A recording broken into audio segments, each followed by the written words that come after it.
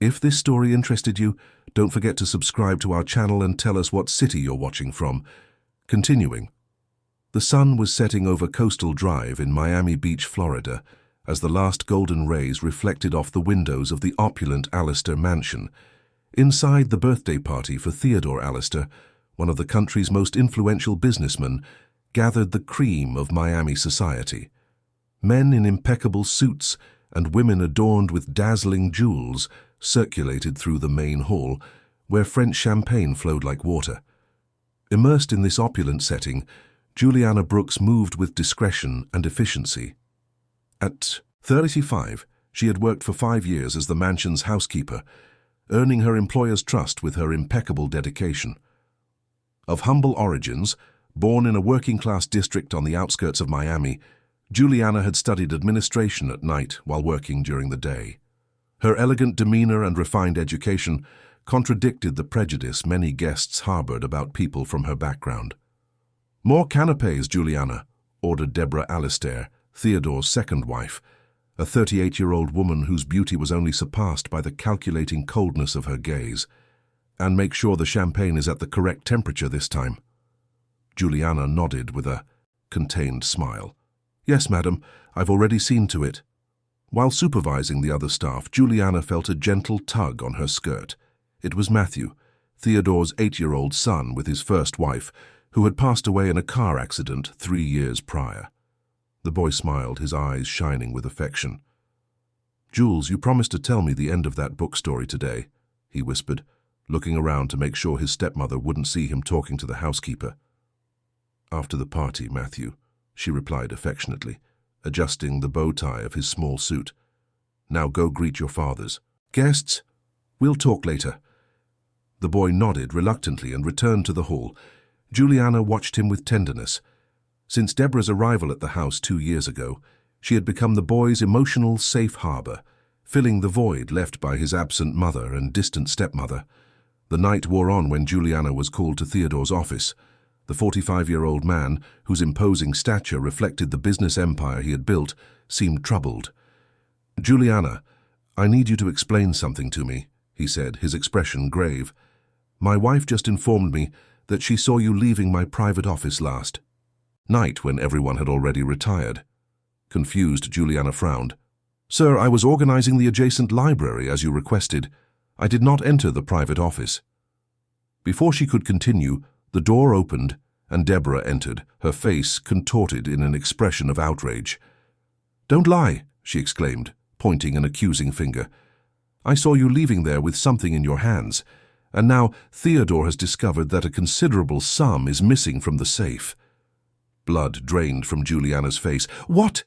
I would never— Sir, you know me. I've worked here for 5 years."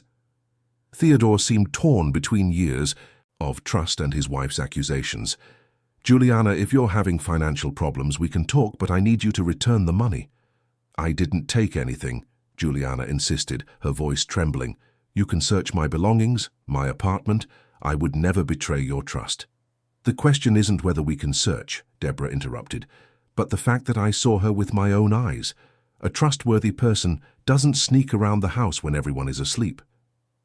The office door opened again and Matthew entered wide-eyed. "Daddy, Jules wouldn't do that. She's good." "Matthew, go back to the party," Deborah ordered, annoyed. "This is not a matter for children." "But she didn't steal anything," the boy protested. "Jules takes care of me, tells me stories, helps me with my homework. She's not a thief." "Matthew, please," Theodore requested, his tone softer. "Let us resolve this." With tears in his eyes, the boy cast a last glance at Juliana before being escorted out by one of the nannies. "Mr. Allister," Juliana tried again, her voice firmer. "In 5 years, have you ever seen me do anything dishonest? Has anything ever gone missing under my care? I coordinate the entire household staff. I have access to valuable objects daily. Why would I steal money from the safe?" Theodore hesitated, but Deborah was relentless. "Perhaps because your mother is ill. We all know her treatment is expensive. Or perhaps because you finally realize that no matter how hard you try, you'll never have what we have." The words hit Juliana like a slap. It was true that her mother, Mrs. Celia, suffered from a heart condition that required expensive medication, but she would never use dishonest means to help her. "Call the police," Deborah ordered her husband. "We cannot let this go unpunished." "No," Juliana exclaimed. "Please, Mr. Alastair, I didn't do anything, but if you don't believe me, just fire me. Don't involve the police. My mother couldn't bear to see me taken away." Theodore seemed increasingly uncomfortable. "Deborah, perhaps we can resolve this internally. After all, we don't have concrete proof." "Are you choosing to believe a housekeeper over your wife?" Deborah retorted, indignant. "I saw her. The money is gone. What other proof do you need?" In the ballroom, guests were beginning to notice the host's absence. Some approached the office, curious about the raised voices. "All right," Theodore finally conceded. "Juliana, I am deeply disappointed. You are fired. Collect your things and leave my house immediately." Juliana's world collapsed. 5 years of impeccable work, of built trust, destroyed in minutes. With dignity, she lifted her chin. "You will be making a grave mistake if you believe that lie, Mr. Alastair. I would never betray your trust." Deborah smiled discreetly, triumphant. "Guards!" she called, and 2 burly security guards appeared at the door. "Escort this woman out, and make sure she takes nothing but her personal belongings." With a broken heart and wounded dignity, Juliana was led through the mansion's corridors, under the curious and judgmental gazes of the guests. At the door of her room, Matthew waited, tears streaming down his distressed face. "Jules, don't go," he pleaded, hugging her tightly. "I know you didn't do anything wrong." "I have to go, dear," she replied, swallowing her own tears. "But always remember, the truth, no matter how hard it tries to hide, always finds a way to come to light." The security guards pulled the boy away and gave Juliana only 15 minutes to gather her belongings. With her head held high, she left the mansion where she had dedicated years of her life, carrying a small suitcase and a heart shattered by injustice. As the taxi drove away down Coastal Drive, Juliana looked one last time at the imposing, illuminated mansion. Inside, she left not only a job, but a boy she loved like a son, and the reputation she had taken years to build. On the horizon, the lights of northern Miami, where her sick mother awaited her, seemed more distant and opaque than ever. 3 weeks had passed since that fateful night at the Alastair mansion. The small 2-bedroom apartment in a modest district of Miami, where Juliana lived with her mother, was a stark contrast to the opulence of the house where she had worked. Sitting at the kitchen table, she flipped through job classifieds while Mrs. Celia slept in the next room under the effect of medication. The phone rang for the 3rd time that morning. It was Sandra, her friend and former colleague from the mansion. "Jules, it's not fair what they're doing to you," Sandra said, indignant. "Everyone on the staff knows you're incapable of stealing even a penny."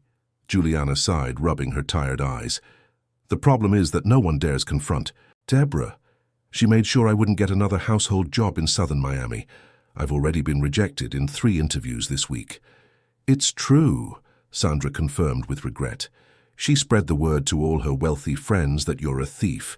No one wants to hire you, even with the excellent references you had before." After hanging up, Juliana went to the room to check on her mother. Mrs. Celia, a 68-year-old woman whose grey hair framed a face marked by time and illness, slept with heavy breathing. The heart medication would run out in 2 days, and the severance pay wouldn't last much longer. Juliana tenderly stroked her mother's hair. "I'll figure something out, Mom. We always have, haven't we?" In the afternoon, she landed an interview to work as a receptionist at a medical clinic in downtown Miami. It was a much lower salary than she received as a housekeeper, but at that moment any honest work would be welcome. During the interview, everything went well until the reference check. When she mentioned her last job, the interviewer's demeanor changed. "Wait, you worked at the Alastair house, Theodore Alastair, the businessman?" Juliana nodded, her heart racing. "Yes, for 5 years. And why did you leave there?" She hesitated. Lying was not in her nature, but the truth, or rather the false accusation, would certainly cost her the position. "There was a disagreement with Mr. Alastair's current wife." The man typed something on the computer, read in silence, and closed the laptop with a sigh. "I'm sorry, Miss Brooks, but we cannot proceed with your hiring. The position requires someone with an impeccable record." Another door closed. Walking back home under the light rain falling over Miami, Juliana allowed some tears to mix with the raindrops on her face. The injustice stung like an open wound. Upon arriving home, she found Mrs. Celia awake, trying to prepare some tea. "Mom, you shouldn't be on your feet," she gently chided, helping her sit down. "The doctor said to avoid exertion." "And you shouldn't be killing yourself for my sake," the old woman retorted with a perceptive look. "Do you think I don't notice how much you're suffering?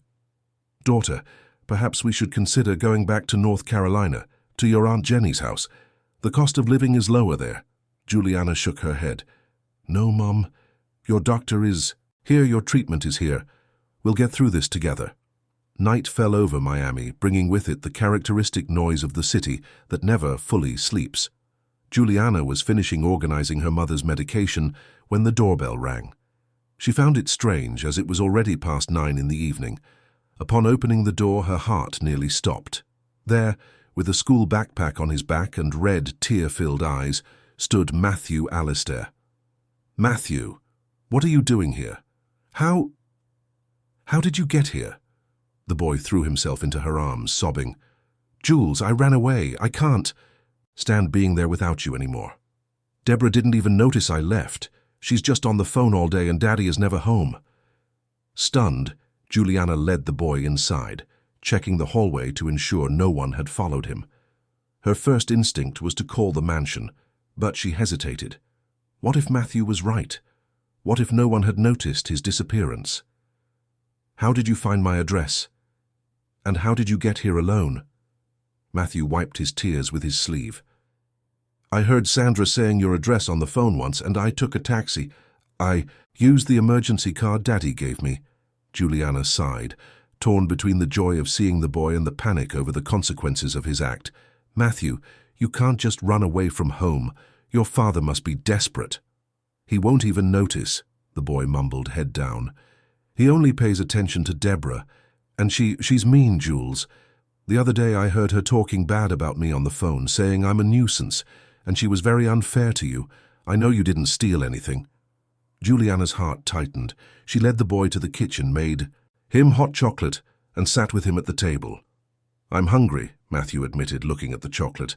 "I haven't eaten properly since you left. The new cook's food is awful." Juliana smiled for the first time in days. "I can make that macaroni and cheese you love. But afterward, we need to call your father." While preparing the food, she watched Matthew explore the small apartment with genuine curiosity. He stopped before the photographs on the shelf. Juliana younger with her mother, her college diploma, a trip to the beach. "Your house is small, but it's cozy," he commented sincerely. "I like it better here than the mansion. Everything there is so big and cold." During the impromptu dinner, Matthew recounted the changes in the mansion after Juliana's departure. How Deborah had fired other staff loyal to Theodore, replacing them with people she had recommended. How she spent hours on the phone with someone she only called darling. How his father was increasingly distant and irritable. "And yesterday," the boy said, lowering his voice as if telling a secret, "I saw Deborah messing with Daddy's safe. She didn't see me, but she was taking a lot of money and putting it in her purse." Juliana felt a chill. That information confirmed her suspicions, but also put her in a delicate position. She couldn't use an 8-year-old boy as an informant or involve him in accusations against his own stepmother. "Matthew, this is very serious. We need to tell your father, but in the right way." The boy nodded, suddenly serious. "I know, but he'll only believe it if he sees it with his own eyes. How do we do that?" Before Juliana could answer, Mrs. Celia appeared at the kitchen door, surprised by the visitor's presence. "Mom, this is Matthew, Mr. Alistair's son," Juliana introduced nervously. "He came to visit us."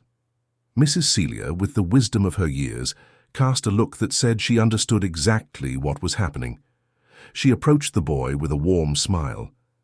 "Nice to meet you, young Matthew. My daughter spoke highly of you. She said you are a very intelligent and kind-hearted boy." Matthew blushed slightly. "Are you sick, Mrs. Celia? Jules always said she needed to buy your medicine." I have a weak little heart, Mrs. Celia explained without losing her smile, but now it's better just from meeting you. The conversation was interrupted by the shrill ring of the telephone. Juliana answered with apprehension, and her fear was confirmed when she heard Theodore Alistair's furious voice. "Where is my son?" he bellowed, without any greeting. "The taxi driver said he dropped him off at your address. If you encouraged him to run away, I swear I'll—" "Mr. Alistair," Juliana interrupted firmly, "your son is safe with me. He arrived a short while ago on his own. I'm as surprised as you are. I was just about to call to inform you." "I'm coming to get him right now," Theodore declared. "And prepare to face the consequences of this kidnapping." "It's not a kidnapping, and you know it," Juliana retorted, maintaining her calm. "Matthew came because he wanted to. Perhaps you should ask yourself why your 8-year-old son needed to run away from home and seek out the very person you unjustly accused." There was a moment of silence on the other end of the line. When Theodore spoke again, his voice had a different, less accusatory tone. "I'll be there in 20 minutes, he said before hanging up. Juliana returned to the kitchen where Matthew was playing with Mrs. Celia, teaching her a card game. The scene warmed her heart. For an instant she allowed herself to imagine what it would be like if that were her son, if they had a normal life without the complications and injustices that separated them. "Your father is coming to pick you up," she informed, trying to sound calm. "Let's get your things ready." Matthew's eyes filled with tears again. "I don't want to leave, Jules. Let me stay with you and Mrs. Celia. I promise I won't be any trouble." Juliana knelt before him, holding his small hands. "I wish you could stay too, dear. But your place is with your father. He loves you even if he sometimes seems distant. What about Deborah? She doesn't like me." "Your father will realize that sooner or later," Juliana promised, praying she was right. "Now let's wash your face to greet your father." The doorbell rang exactly 19 minutes after the call. Juliana opened the door, facing Theodore Alistair. The businessman looked distraught, with deep, dark circles under his eyes and his tie knot loosened. A very different image from the always impeccable man she had known. "Where is he?" he asked, his voice low and controlled, but with evident tension. "In the kitchen," Juliana replied, stepping aside. "He just had dinner. He was hungry." Theodore entered the small apartment, looking around with an expression that mixed curiosity and discomfort.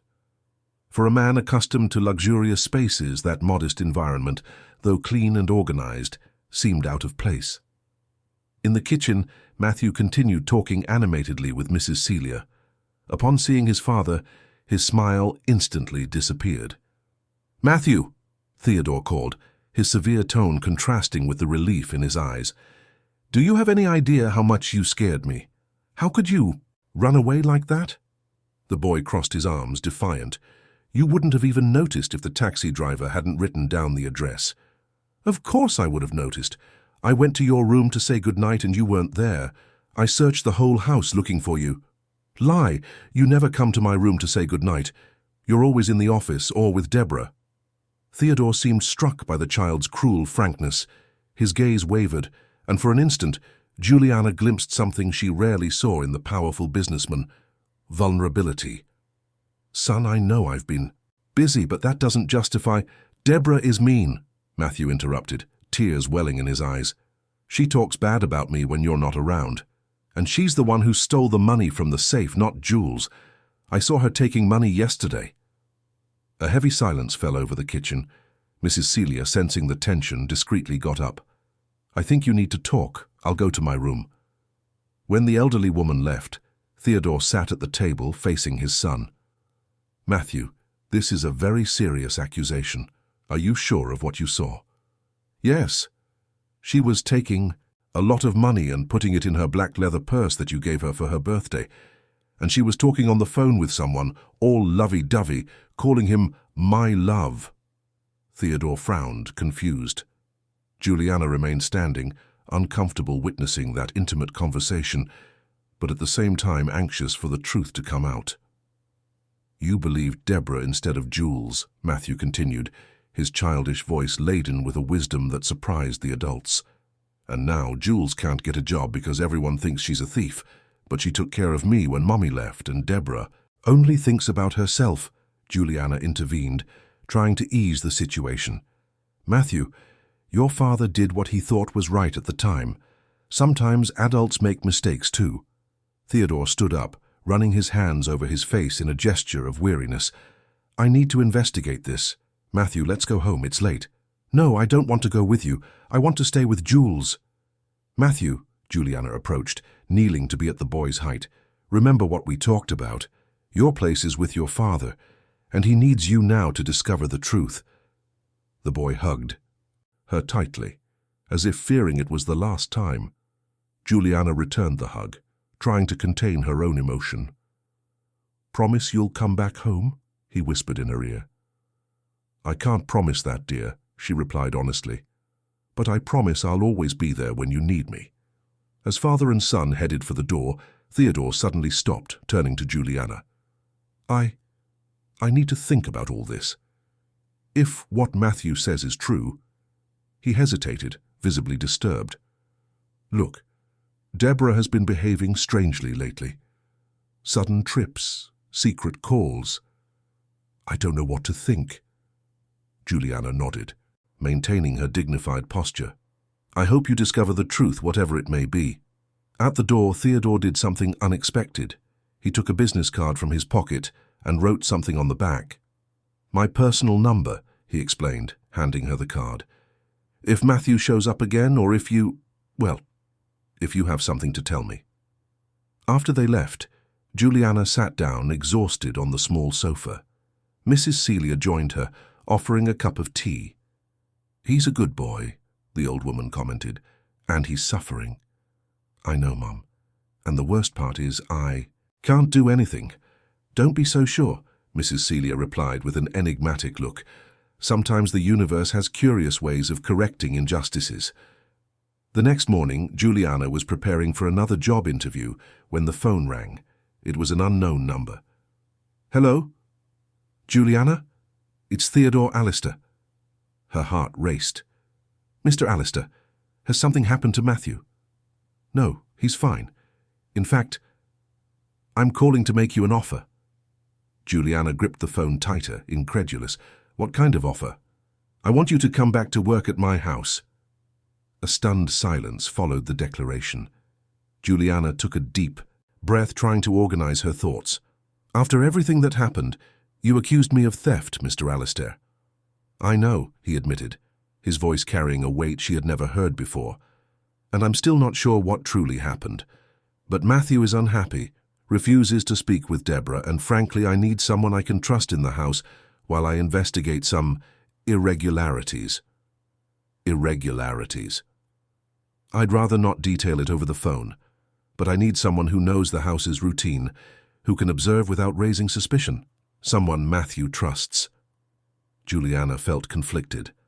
On one hand, the offer seemed like a chance to clear her name and help Matthew. On the other, it would mean returning to a hostile environment under Deborah's watchful eye.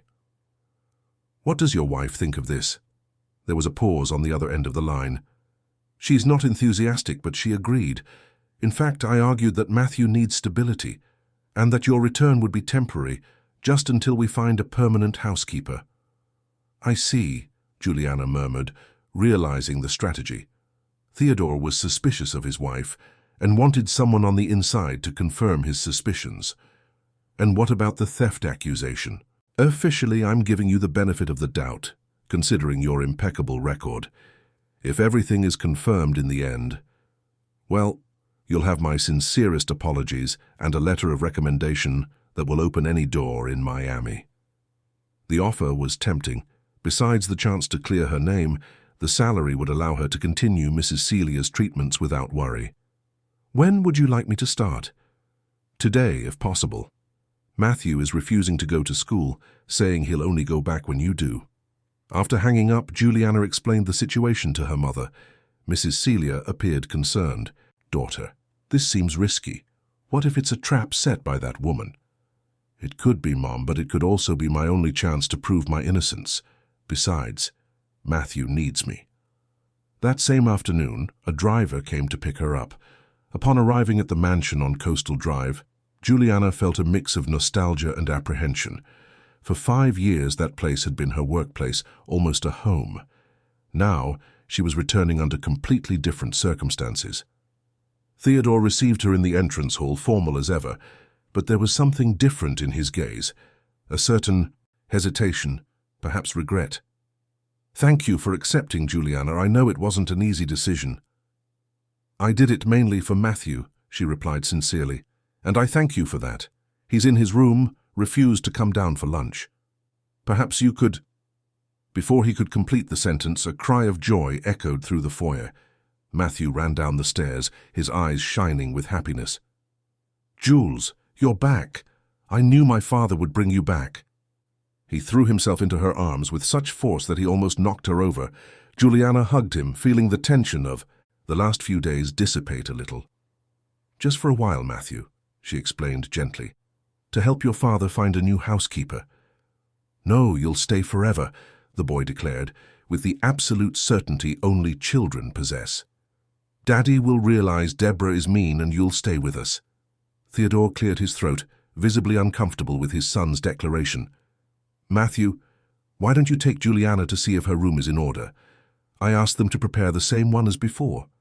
When she was alone in her old room, Juliana allowed herself a few moments to absorb the situation. In the last 24 hours, her life had taken a complete turn. From unemployed and desperate, she was now back at the Alistair mansion, no longer as an accused employee, but as a secret ally of the homeowner. The door opened without warning, revealing Deborah Alistair. The woman entered as if invading enemy territory, her face a mask of thinly veiled contempt. "So you got what you wanted," she said, closing the door behind her. "You manipulated my stepson and convinced my husband to bring you back." Juliana remained calm, holding the hostile gaze. "I didn't manipulate anyone, madam. Your husband invited me back and I accepted for Matthew." Deborah gave a cold smile. "Let's make things clear. You are here under specific conditions. First, you will no longer have free access to the house. You will be limited to the service rooms, Matthew's room, and the kitchen. Second, you will not be alone with my husband under any circumstances. Third, any suspicious behavior, and this time, I will personally call the police." "I understand perfectly," Juliana replied, maintaining her dignity. "I can do my job within these limitations if it makes you feel safer." Deborah's face contorted in suppressed anger. "Don't be mistaken. I know exactly what you're trying to do, getting close to Theodore through the boy. But it won't work. This house, this empire, all of it," she made a sweeping gesture with her hands, "is mine by right now." When Deborah left, slamming the door shut, Juliana sat on the bed reflecting on those revealing words. It wasn't just jealousy or dislike. There was something bigger at play, something related to Theodore's business empire. That evening, during dinner, the tension was palpable. Theodore tried to maintain a normal conversation, asking Matthew about school. The boy responded, animatedly, casting occasional glances at Juliana, who remained discreetly standing in a corner of the room, as protocol dictated. Deborah, on the other hand, barely touched her food, observing the interaction between the three with calculating eyes. Her cell phone vibrated and she quickly checked it, a small smile forming on her lips before being replaced by her usual neutral expression. "Darling," she addressed Theodore in a syrupy voice, "don't forget we have that meeting with Andrew tomorrow." "About the new investment?" Theodore nodded distractedly. "Yes, the Florida coastal resort town project, but I thought you weren't interested in business." "Oh, this one in particular interests me very much," she replied, casting a significant glance at Juliana. "After all, it represents our future." Later, as she tucked Matthew into bed, Juliana noticed a change in the boy. He seemed lighter, happier, as if a great weight had been lifted from his small shoulders. "I'm happy you're back, Jules," he said, sleepy. "Now everything will be all right." She smiled, adjusting the covers. "Sleep well, dear. Tomorrow will be a new day." Upon leaving the room, Juliana found Theodore in the hallway, apparently waiting for her. "Is he asleep?" he asked in a low voice. "Yes, sir," he was exhausted. Theodore indicated a slightly ajar door further down, his personal office. "Can we talk for a minute, in private?" She remembered Deborah's rules. but this was a unique opportunity. She followed him to the office, maintaining a respectful distance. "Juliana," he began without mincing words, "I need you to pay attention to any unusual behavior from my wife. Secret calls, unexplained outings, conversations with my partner Andrew Vance." "Do you suspect they are—" "I don't know exactly what to suspect," he interrupted. "I just know something isn't right. Andrew has been strange in meetings. Important documents have gone missing, and Deborah—" He hesitated, as if verbalizing a painful thought for the first time. "Deborah seems like another person." Juliana nodded, understanding the gravity of the situation. "I'll do my best, sir, but I must remind you that I have limited access now." "Yes, she told me about the rules," Theodore said with an ironic expression. "For now, we'll play by her game. But stay alert." When Juliana finally retired to her room, she felt the weight of responsibility on her shoulders. It wasn't just her reputation at stake now, but Matthew's well-being and possibly the future of the Alistair empire. Lying in bed, she sent a message to Mrs. Celia, assuring her that everything was all right. Then she closed her eyes, mentally preparing for the challenging days ahead. Somewhere in that luxurious mansion, the truth was hidden, and she was determined to find it. A week had passed since Juliana's return to the Alistair mansion. The routine settled into a palpable tension, like static electricity in the air before a storm. Matthew visibly thrived, returning to school without protest and regaining the joy that characterized him before Deborah's arrival. Juliana carried out her duties with discretion, always attentive to any suspicious detail. It wasn't easy, with Deborah constantly watching her, limiting her movements and assigning her tasks that kept her away from the main areas of the house. That Saturday morning, however, an opportunity arose unexpectedly. Deborah announced during breakfast that she needed to resolve personal matters and would be out all day. "Andrew will pick me up in half an hour," she informed her husband with studied casualness. "We have some unavoidable social engagements." Theodore looked up from his newspaper, clearly surprised. "Andrew? I thought he'd be in New York City today at the meeting with the Japanese investors." A shadow of irritation crossed Deborah's perfectly made-up face. "He cancelled the trip. Something about documents you haven't signed yet." Juliana, discreetly tidying the table, noticed the growing tension between the couple. Theodore seemed increasingly suspicious, while Deborah grew progressively nervous, checking her cell phone every few minutes. "Juliana," Theodore called, when his wife left the room to finish getting ready. "I want you to observe carefully when Andrew arrives. See if there's anything unusual between them." She nodded discreetly, continuing to clear the breakfast dishes. "Yes, sir. I'll be attentive." When Andrew Vance's luxurious sports car parked at the mansion's entrance, Juliana found an excuse to be in the main hall. The tall, elegant man, in his well-preserved 40s, had always had a striking presence at the Alistairs' social gatherings. As a partner for 15 years, he was practically part of the family, or so everyone thought. Deborah came down the stairs in a tight red dress, inappropriately sensual for daytime social engagements. Andrew smiled at seeing her, a smile that didn't reach his cold eyes.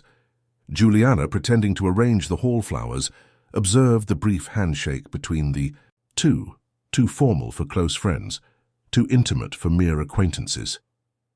"Is Theodore in the office?" Andrew asked, not noticing Juliana's presence. "Yes, finalizing some reports," Deborah replied, adjusting the strap of her expensive purse, the same black purse Matthew had mentioned. "He's not going out today. He said he wants to spend time with his son." Something in the way she uttered those words, with a mix of contempt and relief, triggered an alarm in Juliana's mind. The information seemed important to Andrew, who nodded with a satisfied gleam in his eyes. "Perfect. We'll have plenty of time then." After they left, Juliana reported her observations to Theodore, who listened with a grave expression. "Something is happening," he concluded, running his hand through the graying hair at his temples. "And it's related to the company. Andrew cancelled a crucial meeting without consulting me, and now this." "You mentioned missing documents," Juliana reminded him. "What kind of documents were they?" "Contracts, mainly. Related to a large real estate project in the Florida coastal resort town, our biggest current gamble. a multi-million-dollar investment that could triple the company's value. The rest of the day passed quietly. Theodore took Matthew to the zoo, leaving Juliana in charge of the house, an opportunity she couldn't waste. With cautious steps, she first checked if the other staff were busy with their tasks in the service areas. Then, she headed to the master bedroom. Entering there without authorization was risky but necessary. If there was something to discover about Deborah, it would be in that private space. The room was impeccably organized, a reflection of the cleaning staff's work, not its occupant's personality. Juliana methodically examined the most obvious places: drawers, nightstand, closet. Nothing suspicious, apart from some jewels. Too expensive for the standard of living Deborah led before meeting Theodore. When she was about to give up, she noticed a small golden key hidden inside a book. Ironically, a novel about betrayal and revenge. She put it in her pocket to show Theodore later, and continued her search. On the dressing table, among expensive cosmetics, she found a small, unlabeled bottle of medication. The pills inside seemed common, but why would someone remove the identification? The sound of an approaching car interrupted her investigation. Quickly, she left everything as she found it and exited the room, barely, having time to reach the hallway when the front door opened. To her surprise, it was just the gardener bringing new orchid seedlings for the winter garden. Breathing a sigh of relief, Juliana decided to check Deborah's personal office, adjacent to Theodore's. The door was locked, but something told her the golden key might fit. She hesitated, aware that if she were caught, she wouldn't be able to explain possessing that key. Still, the urgency of the situation spoke louder. The key fit perfectly. Inside, the office was very different from Theodore's functional and sober space.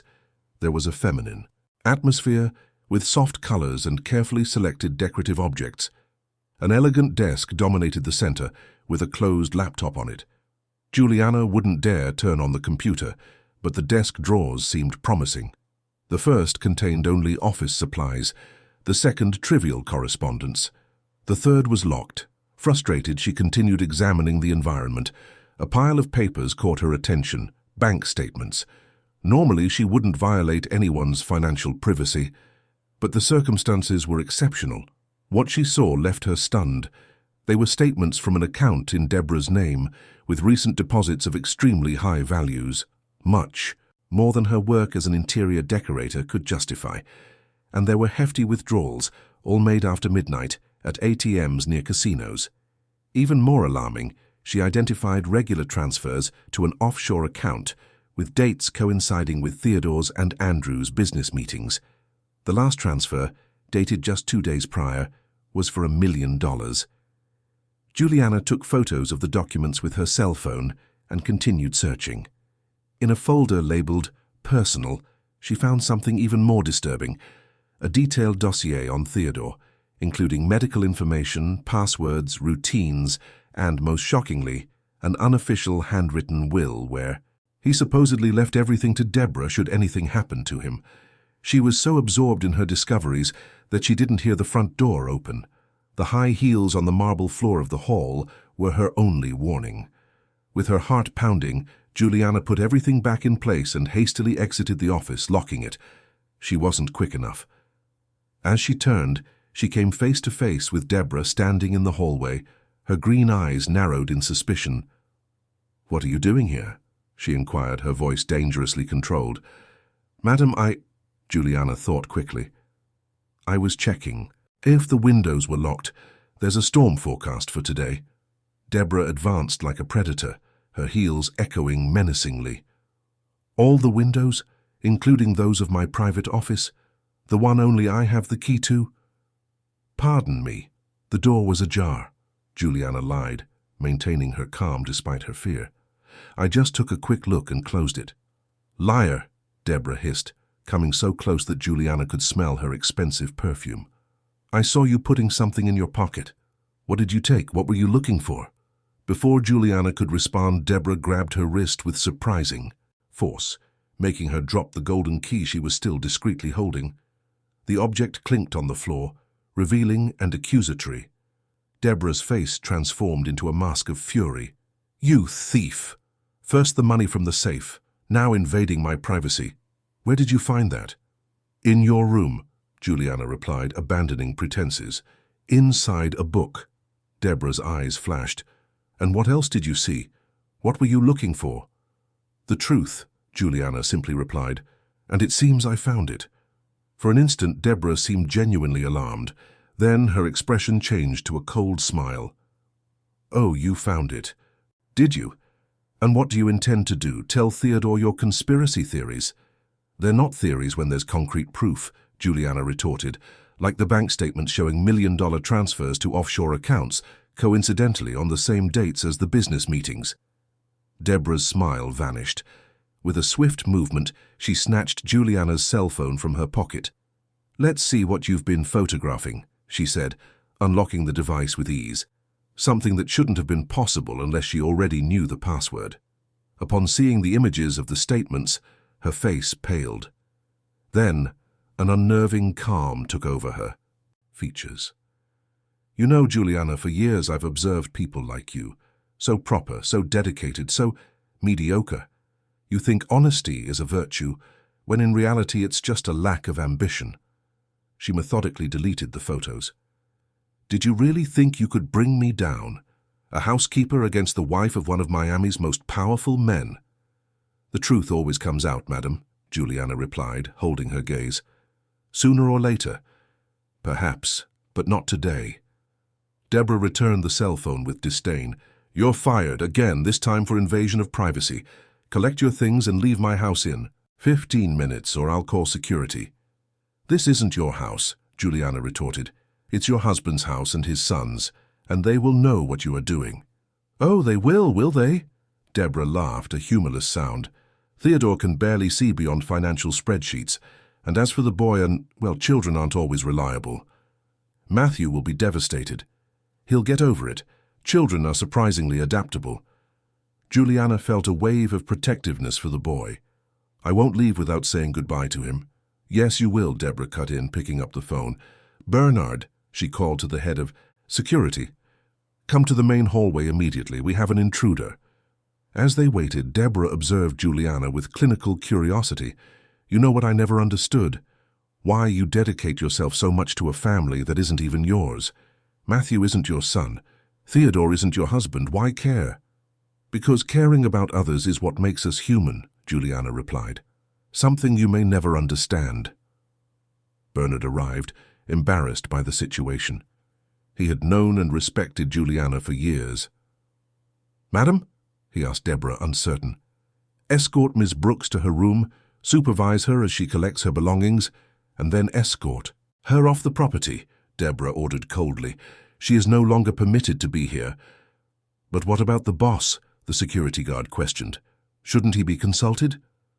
My husband agreed to the dismissal, Deborah lied. You can ask him when he gets back from the zoo with Matthew. Under Bernard's embarrassed gaze, Juliana collected her few possessions. She tried to maintain her dignity despite the humiliation of being treated like a criminal. As she closed her suitcase, she felt something hard in her pocket. She had forgotten the unlabeled medicine bottle she had found on Deborah's dressing table. Discreetly, she hid it at the bottom of her bag. It might be important later. In the entrance hall, Deborah waited, savoring her triumph. This time, make sure you won't get another job anywhere in Miami. Perhaps it's time to go back to the hole you crawled out of. Juliana lifted her chin, refusing to show weakness. You can get me out of here, but you cannot silence the truth. And I promise you, it will come out. Empty threats, Deborah sneered. Leave. You're nothing but a housemaid with delusions of grandeur. At the door, Juliana turned one last time. One last thing, Mrs. Allister. Matthew recorded our entire conversation on his cell phone, a birthday gift from his father. It has a recording app he loves to use for his investigations. Perhaps you should worry about that. It was a lie, but the effect was immediate. Deborah's face contorted in momentary panic before recomposing itself. That's ridiculous. The boy is with his father. Are you sure? I saw him sneaking in before you arrived. He said he'd forgotten his new remote control car. Deborah hesitated, visibly perturbed by the possibility. Taking advantage of the distraction, Juliana left, head held high, despite the tears threatening to fall. Outside the mansion gates, Reality hit her with full force. She was once again unemployed, humiliated, and without concrete proof of Deborah's scheme. Worse still, she hadn't been able to say goodbye to Matthew. As she walked to the nearest taxi stand, her cell phone rang. It was an unknown number. "Hello? Jules?" A childish voice, choked with tears. "It's Matthew." "Matthew, where are you? Are you all right?" I'm home," he whispered. "We came back from the zoo and Deborah said you had left again, that you didn't say goodbye because you don't care about me." "That's a lie, dear. I would never leave without saying goodbye. Your stepmother sent me away while you were out." "I knew it! I knew she was lying!" Juvenile indignation came through the line. "Daddy got very angry when he found out you had left. They're arguing in the office now." Juliana sighed with relief. At least Theodore was questioning his wife's decision. "Matthew, I really need to speak with your father. It's urgent. Can you call him to the phone?" "He locked the office door. They're yelling at each other." There was a pause, and the boy's voice dropped even lower. "Jules, I'm scared. Something strange is happening. Uncle Andrew is also here, and he and Deborah keep whispering, and they don't know it, but I saw them messing with the safe again." Juliana's heart raced. "Matthew, listen carefully. I need you to stay in your room with the door locked until your father comes to get you. Don't eat or drink anything Deborah offers you, understood?" "Yes," he replied, his voice trembling. "Jules, I have that recorder Daddy gave me for my birthday. Can I record what they're saying?" Juliana hesitated. Involving a child in a potentially dangerous situation was risky. On the other hand, Matthew was intelligent and already involved, whether he wanted to be or not. "Only if you can do it without being seen, Matthew, without taking any risks. Promise?" "I promise. I'll be the best detective in the world, you'll see." After hanging up, Juliana felt torn between pride for the boy's courage and fear for what he might face. She decided she couldn't wait any longer. She needed to go to the mansion immediately.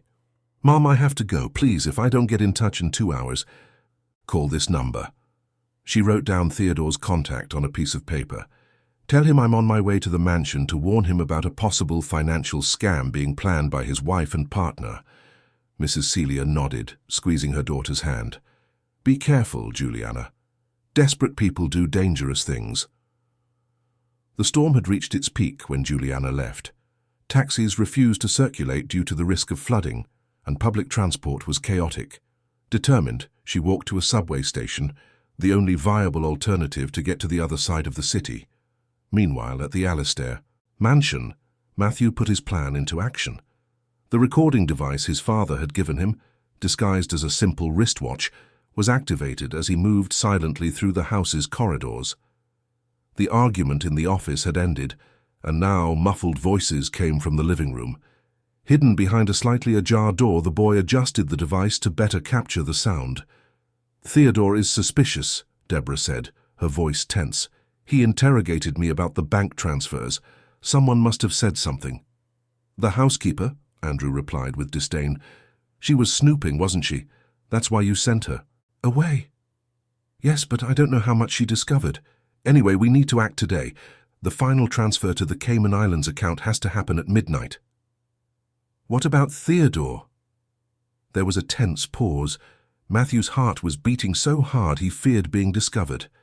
"He won't be a problem," Deborah finally replied, her voice cold as ice. "His evening tea contains a potent sedative. When he wakes up tomorrow, if everything goes as planned, we'll be far from here, $30 million richer." "What about the kid?" Andrew asked. Another pause. "Don't worry about him. He's just a child. No one will believe the stories of an 8-year-old boy." Matthew recoiled, trying to control his breathing. He had heard enough. Running as silently as possible, he returned to his room and locked the door. With trembling fingers, he checked the recording.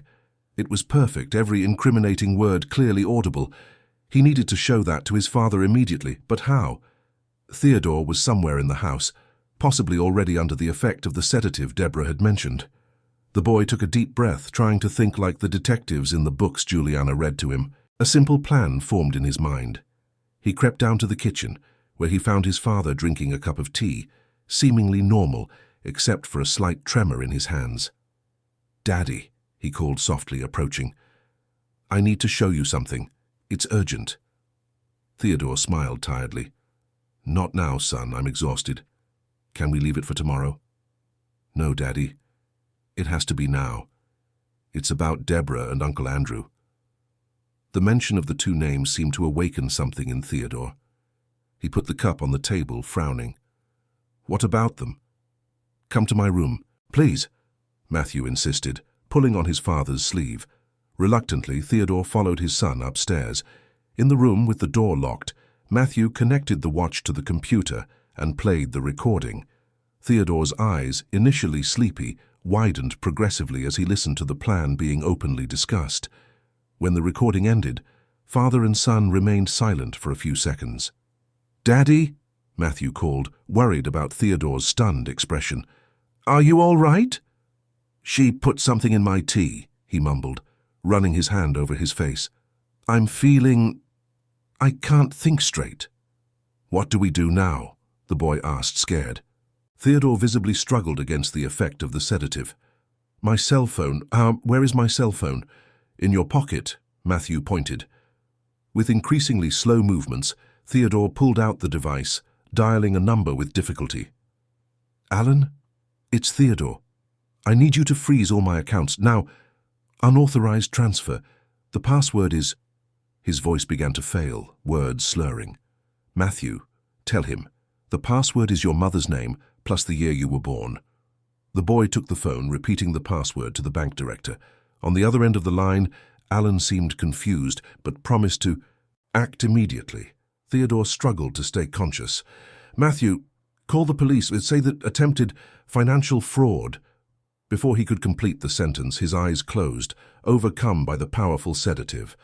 Matthew felt panic growing, but he took a deep breath, determined to be strong. With his father's cell phone, he dialed emergency services. "Police. My name is Matthew Alistair. I'm at the Alistair Mansion on Coastal Drive, number 2040. My stepmother and my father's partner are trying to steal a lot of money and flee the country. My father is unconscious because they put medicine in his tea." The calm voice of the operator tried to reassure him, promising to send a patrol car immediately. Matthew hung up, worried that Deborah or Andrew might appear at any moment. Carefully, he locked the room door and dragged a chair to barricade it. Then, he sent the recording to his own email, ensuring the evidence would be safe even if something happened to the device. Meanwhile, Juliana finally arrived in South Beach, drenched by the relentless rain. The streets near the beach were partially flooded, forcing her to walk with ankle-deep water in some stretches. As she approached the mansion, she noticed something unusual. A sports car parked hastily, with half its wheels on the sidewalk and the trunk open. Approaching with caution, she saw 2 expensive suitcases already stowed in the compartment. Her heart raced. They were planning to flee, exactly as she had suspected. Instead of using the main entrance, she headed to the back door, where Sandra could let her in discreetly. On the way, she passed the open garage, noticing that Theodore's car was still there. A good sign. Sandra opened the door with an alarmed expression. "Juliana, thank goodness, something very strange is happening. Deborah, Fair's acting crazy, collecting things, and Mr. Vance is in the boss's office messing with his computer." "Where are Theodore and Matthew?" "In the boys' room, locked. The boss seemed very strange, stumbling." "And Deborah?" "In her room, finishing packing a suitcase." Juliana thought quickly. "Sandra, I need you to do something important. Go to the kitchen, and if there's any prepared drink, tea, juice, anything, throw it all out. I think they might be laced with a sedative." Sandra nodded, understanding the gravity of the situation. "And you?" "I'm going to try to reach Matthew and Theodore." Climbing the service stairs, Juliana reached the main hallway without being seen. She could hear Andrew in the office, speaking on the phone in an urgent tone, mentioning transfer acceleration and midnight flight. Approaching Matthew's room, she knocked softly on the door. "Matthew, it's Juliana." There was a sound of furniture being dragged, and the door opened minimally. Matthew's relieved little face appeared in the crack. "Jules, you came." He opened the door wider, allowing her to enter. "Look, Daddy's asleep. I called the police, and I also told the bank director to freeze the accounts." Juliana hugged him, impressed by his initiative. "You were very brave, Matthew, a true hero." On the bed, Theodore slept soundly, his regular breathing indicating that, despite the sedative, he was not in immediate danger.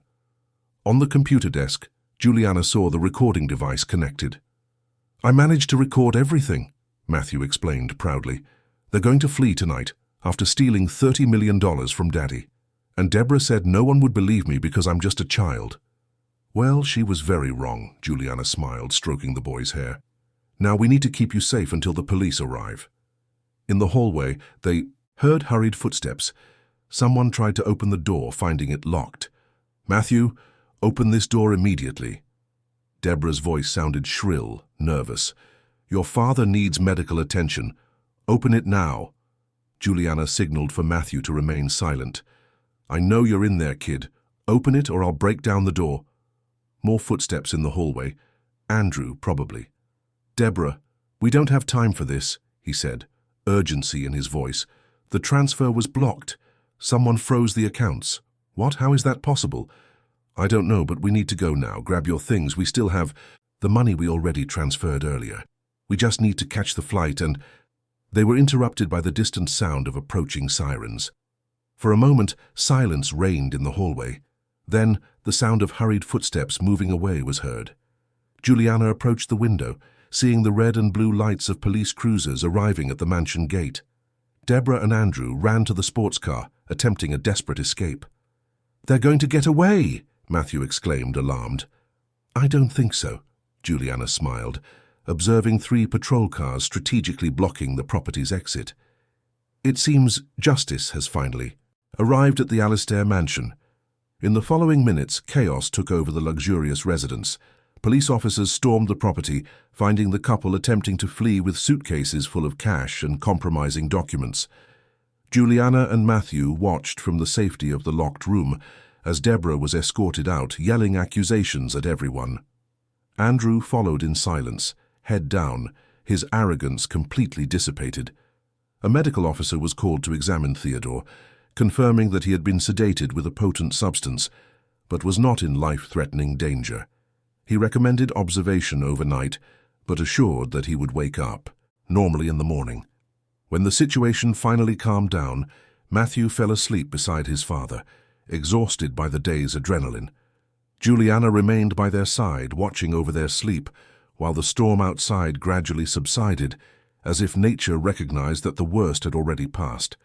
At the police station, Deborah and Andrew faced a rigorous interrogation. The evidence was overwhelming.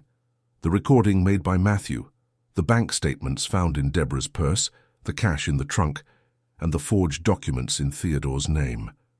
The plan, as reconstructed by investigators, was audacious. For months, the couple had diverted money, from the Alistair companies to offshore accounts, preparing for a definitive escape after one last major coup, the transfer of $30 million related to the Florida coastal resort town real estate project. The first lights of morning began to appear on the horizon when Theodore finally woke up, confused and with a headache. Seeing Juliana by the bed, his expression shifted from surprise to relief. "What happened?" he asked, his voice still weak. "I remember Matthew showing me a recording and then a lot happened," Juliana smiled, holding his hand gently. "But the most important thing is that you and Matthew are safe. Deborah and Andrew were arrested trying to flee the country." Theodore closed his eyes, assimilating the information. When he reopened them, they were wet with suppressed tears. "I was a fool, wasn't I? I believed her lies. I doubted you, who were always loyal." "We all make mistakes," Juliana consoled. "The important thing is that the truth prevailed." Matthew woke up at that moment, rubbing his sleepy eyes. Upon seeing his father conscious, he broke into a huge smile. "Daddy, you're awake! We did it! The police arrested Deborah and Uncle Andrew. And my recording helped. And Jules is back." Theodore hugged his son tightly. "You were very brave, son. Much braver and smarter than your old dad." "Jules was brave too," the boy declared, pulling her into the family hug. "She came in the rain, even after Deborah sent her away." "Juliana," Theodore began, his voice choked with emotion, I don't know how to apologize for everything that happened, for doubting you, for allowing you to be humiliated." She shook her head, gently interrupting him. "This isn't the time for that. The important thing is that we're all well and the truth has come out." Outside, the sun finally broke through the clouds, illuminating Miami after the storm. A new day was beginning, a day of reconstruction, of revealed truths, and perhaps of new beginnings for the Allister family. Matthew, still hugging his father and Juliana, expressed the thought that was silently passing through all three of their minds. Can we be a real family now?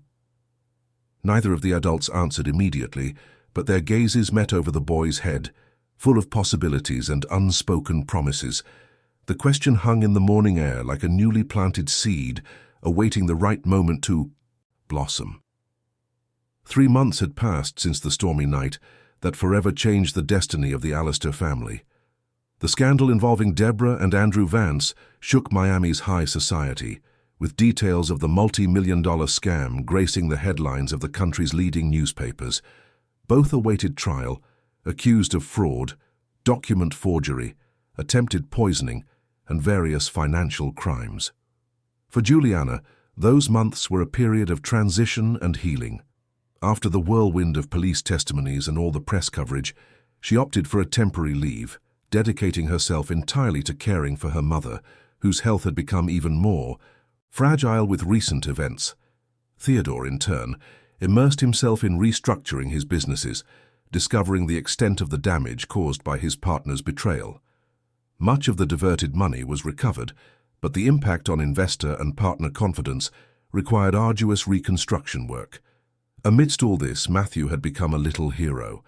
The courage of the 8-year-old boy, who had recorded the criminal's confessions and helped uncover the plot, inspired news reports, and even an invitation to a children's TV show, kindly declined by Theodore, who valued his son's privacy.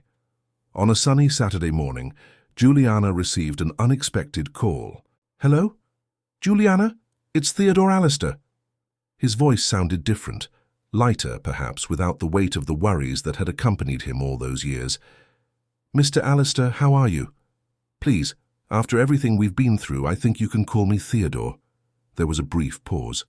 "We miss you. Matthew asks about you every day." Juliana's heart tightened.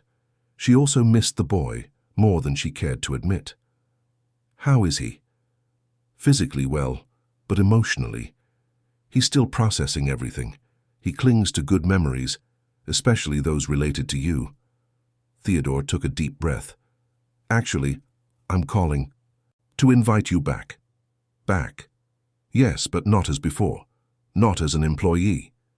He hesitated, clearly choosing his words carefully. "I'd like you to come live here, with your mother. We have plenty of space, and Matthew would be overjoyed." The proposal caught Juliana completely off guard. I don't know what to say." "You don't have to answer now. Come have dinner with us tonight so we can talk better. Bring Mrs. Celia if she's up to it. It will just be a dinner among friends." After hanging up, Juliana remained motionless, the phone still in her hand, trying to process the invitation. Living at the Allister mansion, no longer as a housekeeper, but as... what exactly? "Who was that, daughter?" Mrs. Celia asked, entering the room with slow steps, leaning on a new cane, a gift from Theodore, sent with a thank-you card after all the commotion. "It was Theodore, Mom. He invited us to dinner at the mansion today." Mrs. Celia's tired eyes shone with wisdom. "And by your face, that wasn't all he proposed." Juliana couldn't help but smile. Her mother's intuition had always been extraordinary. "He suggested we move in there, both of us." "And what do you think about that?" "I don't know, Mom. It seems complicated." Mrs. Celia sat beside her daughter, taking her hands in hers. "You know, Juliana, sometimes life offers us second chances when we least expect them. That man and that boy went through a storm and found in you the lighthouse that guided them to safety. It's no wonder they want to keep you close. But live there? After everything that happened in that house? Houses don't have memories, daughter. It's people who carry the past, and you three have already proven you can overcome the shadows together. That night, a driver came to pick them up, Juliana opted for a simple yet elegant dress, no longer the formal uniform she used to wear, nor her everyday casual clothes, something in between, reflecting her current undefined position. The mansion on Coastal Drive seemed different. Perhaps it was the new plants in the garden, or the absence of the oppressive aura Deborah emanated, but the place seemed lighter, more welcoming. Matthew ran to greet them as soon as the car parked, throwing himself into Juliana's arms with the contagious enthusiasm only children possess. "Jules, you came! I knew you would come." She hugged him tightly, realizing how much she had missed that small being who had become so important in her life. "Of course I came. I missed you." "Me too. I have so many things to show you. My new rock collection, the aquarium Daddy gave me, and I even started writing a detective book inspired by our adventure." Theodore approached, smiling at his son's excitement. He seemed younger, more relaxed, wearing jeans and a casual shirt, something unthinkable for the old Theodore Alistair, always formal and distant. "Welcome," he greeted, kissing Mrs. Celia's hand respectfully. "It is an honor to have you in our home." Dinner was served on the veranda overlooking the ocean, not in the formal dining room. The table was beautifully decorated, but simply and cozily. The dishes, prepared by the new chef, a young, smiling woman, nothing like the pompous chefs Deborah hired, were delicious and unpretentious. The conversation flowed naturally, as between old friends. Matthew dominated much of it, alternating between school stories and ambitious plans for his summer vacation, which invariably included Juliana in every scenario. When the boy was finally taken to bed by one of the nannies, after many protests and promises that Juliana would still be there in the morning, Theodore served wine for the adults and proposed a toast. "To the truth," he said, raising his glass. "May it always find a way, even when we try to blind it with our own folly." After a comfortable moment of silence, Theodore placed his glass on the table and looked directly at Juliana. "I imagine you're wondering about my invitation." "I confess I am," she admitted. "It's an unusual proposal." Theodore nodded, understanding. "Let me explain better. These last few months have been a period of deep reflection for me. I realized how many mistakes I made, not just with you, but with my son, with my employees. I was so immersed in the business world that I lost sight of what truly matters." "We all make mistakes," Juliana offered gently. "Yes, but some mistakes cost more than others." He paused, carefully choosing his words. "When I think about how I allowed you to be unjustly accused, how I didn't trust someone who always showed absolute loyalty, I feel ashamed." "Mr. Theodore, you were being manipulated. Deborah was extremely convincing. Still, I should have seen beyond appearances."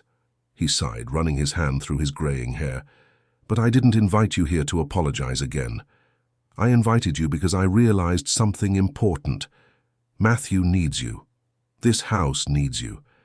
Not as a housekeeper, but as family," Mrs. Celia completed softly, observing the interaction between the two with perceptive eyes. Theodore nodded, a slight blush coloring his usually composed features. "Exactly. As family." Juliana felt her heart race, uncertain if she was correctly understanding the implications of those words. "What exactly are you proposing, Theodore?" "I'm proposing a new beginning for all of us." He leaned slightly towards her. "You and your mother would have your own quarters here, with full privacy and comfort. Mrs. Celia would receive the best medical care without having to worry about costs or travel. And you, well, you could decide what you want to do. Go back to studying, work in the companies if you wish, or simply be here, helping to transform this house into a true home." "And in return?" Juliana asked, still cautious. Theodore smiled, understanding her hesitation. "Nothing but your presence. I'm not proposing a business deal, Juliana. I'm offering a chance for us to rebuild our lives on more solid and honest foundations." "As a family," she repeated, testing the idea. "If that's what we wish to become in time," he replied, with a sincerity that deeply touched Juliana's heart. "No pressure, no predefined expectations, just people who care about each other, building something new together." Mrs. Celia, always sensitive to important moments, discreetly excused herself to admire the illuminated garden, leaving the two alone to conclude that delicate conversation. "Theodore, I cannot deny that I care about Matthew." "And about you too," Juliana admitted, feeling that honesty was crucial at that moment. "But I'm afraid we'll get hurt. Everything happened so fast and we're all still processing recent traumas." "You're absolutely right," he agreed, respecting her concerns. "That's why I suggest we start slowly. You would come as guests initially. If you don't feel comfortable, there's no commitment to stay. The important thing is that we are all open to possibilities." Juliana reflected, observing the ocean through the veranda. The moon reflected on the waters, creating a silvery path that seemed to lead to infinity. That's how she felt, facing an unknown path, bright with possibilities, but also full of uncertainties. "I need to think," she finally said, "and talk more with my mother. It's not a simple decision." "Of course," Theodore replied, understanding. "Take all the time you need." The next morning, while having breakfast on the same veranda, Matthew ran in, still in his pajamas, carrying a colorful drawing. "Look what I made, Jules," he exclaimed, proudly holding out the paper. It was a childish drawing, but full of meaning. 4 smiling figures holding hands, identified as Daddy, Jules, Grandma Celia, and me, all in front of a big house under a radiant sun. "It's beautiful, Matthew," Juliana praised, feeling a lump in her throat. "It's our family," he explained with the characteristic simplicity of children. "The one we're going to be when you and Grandma come live with us." Theodore, who had just joined them, seemed embarrassed. "Matthew, we talked about this. Juliana and Mrs. Celia are still thinking about the invitation. We can't pressure them." The boy pouted. "But they'll say yes, won't they? It would be so cool. Jules could take me to school and tell me stories every night, and we could have picnics at the beach and—" "Matthew," Juliana gently interrupted. "Your enthusiasm is contagious, but your father is right. It's an important decision that needs to be made calmly." During the days that followed, Juliana and Mrs. Celia remained at the mansion as guests, experiencing what the proposed new dynamic would be like. Matthew was radiant, following Juliana everywhere, eager to share every detail of his life. Theodore, in turn, maintained a respectful distance, but his change was evident. He spent less time in the office and more with his son, genuinely cared about everyone's well-being, and even began to participate in household chores, something unthinkable for the old boss. 2 weeks later, Theodore announced he would host a special event at the mansion, a charity reception to raise funds for a children's hospital. It would also be an opportunity to publicly present the new phase of his life, after the scandal that had involved his name. "I'd like you to be there," he told Juliana and Mrs. Celia, "as guests of honor, not as employees." The night of the event arrived, and the mansion filled with important guests, businessmen, politicians, celebrities, all curious to see how Theodore Alistair had recovered from the multi-million-dollar scam and public betrayal. Wearing an elegant navy blue dress, a gift from Theodore but chosen by herself, Juliana felt out of place among so many powerful people. Some recognized her from the media coverage of the case, casting curious glances in her direction. In the middle of the reception, Theodore asked for everyone's attention with a slight clink of his champagne glass. The buzz subsided, and all eyes turned to the host. "Thank you all for coming tonight," he began, his voice firm and clear. "As you know, the past few months haven't been easy for me or my son. We faced betrayal, disappointment, and almost lost everything we had built over the years." A respectful silence filled the hall. Theodore continued, his voice gaining strength. "But tonight isn't about what we almost lost. It's about what we gained, about the lessons learned and the people who show us the true meaning of loyalty and integrity." His eyes met Juliana's in the crowd, and a sincere smile lit up his face. "I want to tell you a story. The story of an extraordinary woman who was unjustly accused, publicly humiliated, and yet found the strength to protect those who had wronged her." With emotional words, Theodore narrated Juliana's saga, from her unjust dismissal to her fundamental role in unraveling the plot and saving not only the Alistair fortune, but primarily the life and happiness of an innocent little boy. "I made the unforgivable mistake of judging based on appearances, of trusting those who displayed wealth and sophistication, and doubting those who showed simplicity and honest work, he admitted, his voice choked with emotion. It took almost losing everything to see what truly matters. Matthew, wearing a child's suit that made him look like a little businessman, joined, his father in the center of the hall holding his hand firmly. Therefore, before all of you, I want to formally ask for Juliana Brooks's forgiveness, Theodore continued, extending his hand towards her, and invite her to join us here. With a racing heart, Juliana crossed the hall under the watchful eyes of dozens of influential people, many of whom had been at the party where she was falsely accused months earlier.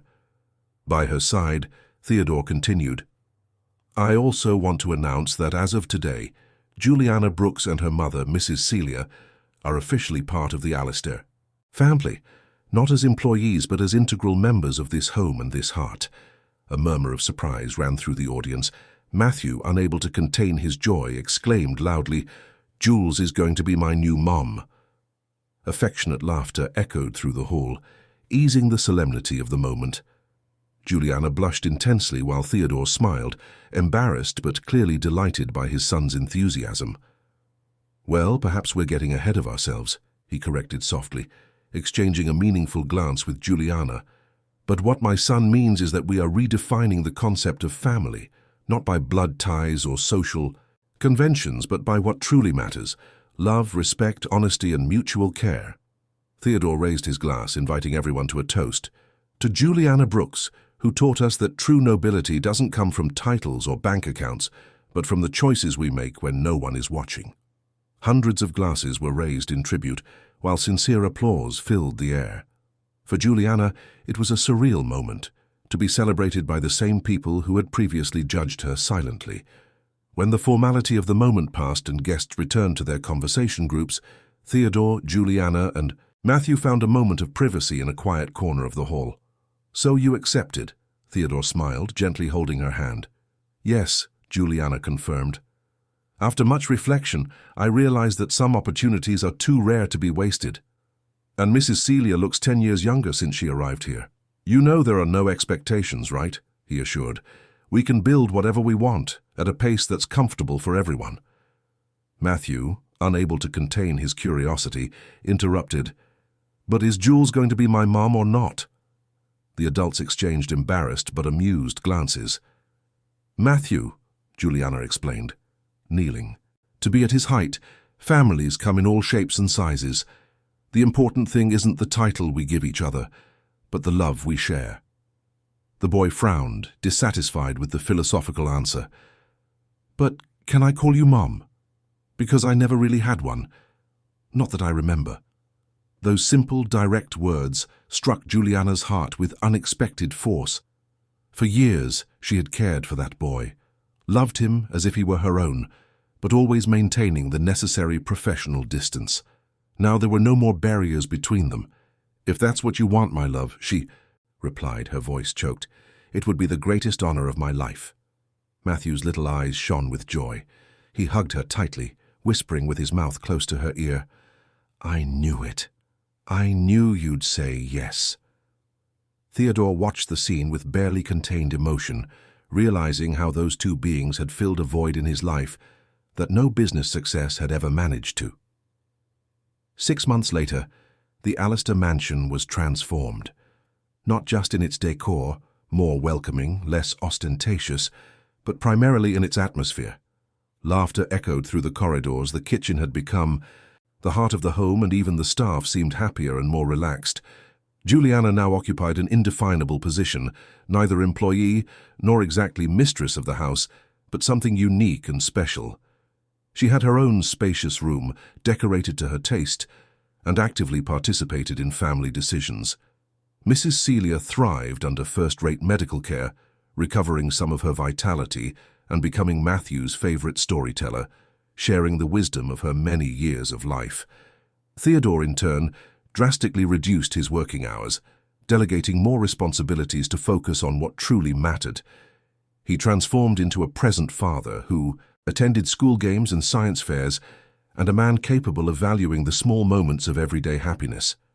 One Sunday afternoon, as everyone relaxed on the private beach adjacent to the mansion, Matthew built an elaborate sandcastle under the watchful supervision of Mrs. Celia, who was comfortably settled in a chair in the shade.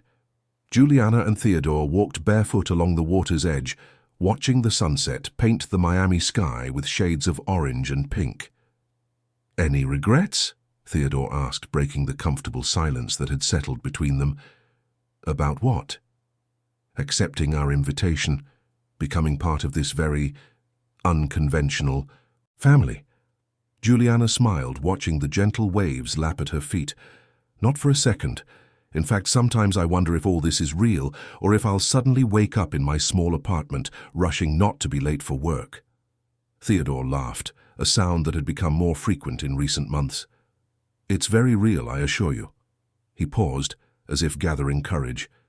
"You know, there's something I've been wanting to ask for weeks." "What?" she inquired, noticing the sudden seriousness in his voice. "Are we good like this as we are now, or would you like to formalize our situation in some way?" Juliana stopped walking, turning to face him directly. "Are you asking me to marry you, Theodore Alistair?" He blushed slightly, suddenly looking younger and more vulnerable. "I'm asking if you would consider that possibility someday. No pressure, no expectations, just possibilities." She smiled, touched by his hesitation, so different from the powerful businessman she had known years ago. "I think we've already learned that labels and formalities don't always capture what truly matters." "So that's a no?" he asked, trying to hide his disappointment. "That's a, we're building something precious, step by a step, and I don't want to rush the process," she corrected gently. "What we have now, this family we've formed, this home we've created together, is already more than I ever dreamed of having. The rest, if it comes, will come naturally." Theodore nodded, understanding. He took her hand in his, and together they continued walking along the beach as the sun finally dipped below the horizon. From a distance, Matthew watched the two with a knowing smile. Beside him, Mrs. Celia also smiled, an expression of deep satisfaction on her wrinkled face. "Grandma Celia," the boy called, using the affectionate nickname he had adopted for the elderly woman. "Do you think it will take them long to realize they love each other?" The old woman laughed softly. "Love has its own time, dear. And sometimes adults need a little push to see what's right in front of them. Like that time I recorded Deborah and Uncle Andrew?" "Exactly. You were very brave that day." Matthew contemplated the couple walking in the distance, their silhouettes outlined against the twilight sky. "You know what, Grandma? I used to want lots of expensive toys and trips and things like that. But now I just want everyone to stay together forever. It's strange, right?" Mrs. Celia tenderly stroked the boy's hair. "It's not strange, my dear. It's wisdom. You discovered what many people take a lifetime to realize, that true wealth lies in the people we love and who love us back." As night fell gently over Miami, the Alistair mansion shone with a different light, not the cold gleam of ostentation and material wealth, but the warm embrace of a true home, where an unlikely family had finally found the meaning of the word belonging. And in that moment, past, present, and future converged in a silent certainty shared by all. No matter what destiny held for them, they would face it together, united by the strongest bond there is. Not blood, not money, but the unconditional love that arises from the daily choices to care for, protect, and celebrate one another in all circumstances of life. Dear listeners, we hope the story of Juliana, Theodore, and Matthew has touched your hearts, showing that true family goes beyond blood ties, built on loyalty, respect, and true love. To continue experiencing emotions like this, we have a special playlist with other incredible stories of overcoming challenges and new beginnings. Find it by clicking here on the side. If this narrative of redemption and second chances stirred something in you, don't forget to subscribe to the channel and leave your like. Every day we bring unique stories that explore the complexity of life, with characters who face challenges and discover the best in themselves in the process. We look forward to seeing you in the comments to share which moment of this story touched your heart the most. Until next time.